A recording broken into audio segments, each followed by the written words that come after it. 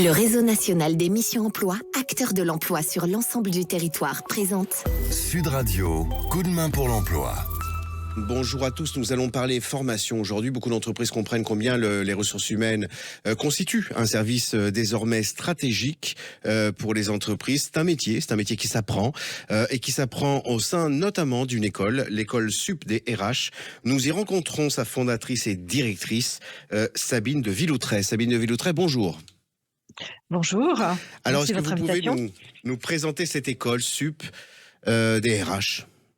La SUP-DRH, c'est une école que j'ai fondée il y a 25 ans déjà pour suivre justement les évolutions de cette fonction.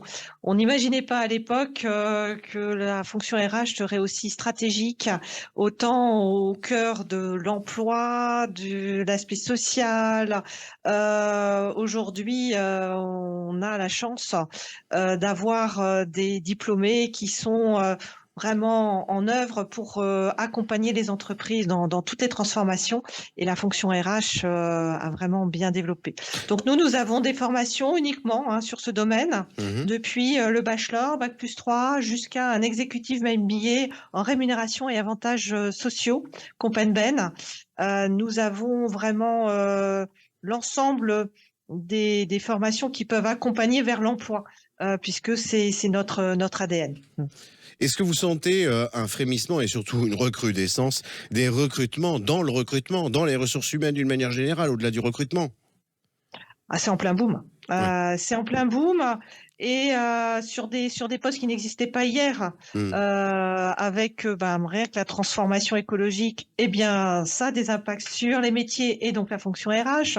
Je ne parle même plus du RSE, avec toutes les notions de harcèlement, de genre, de non-discrimination qui sont au cœur de l'actualité prégnante et de la marque employeur, bien entendu, qui touche les aspects du recrutement, de la fidélisation, des modes de travail qui ont changé et qui nécessitent une application de la fonction RH à tous les niveaux maintenant.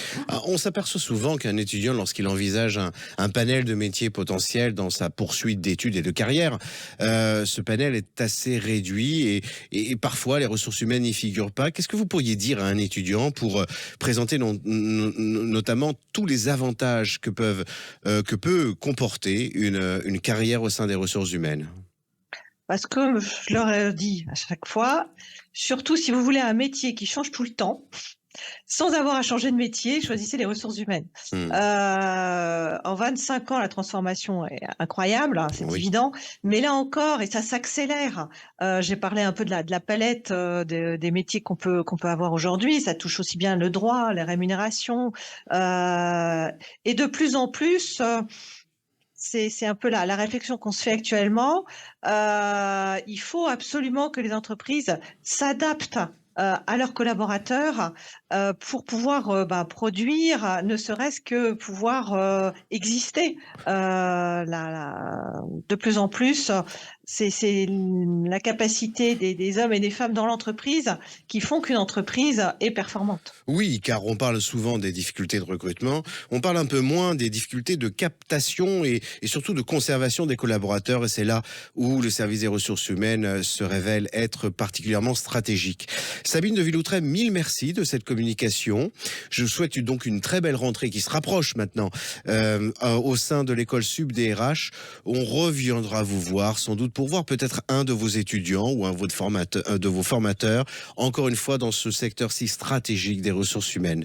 Dans l'intervalle, qui a beaucoup de débouchés, c'est ça qu'il faut retenir. Oui, tout à fait. Mille merci de cette communication, je vous souhaite un très bel été.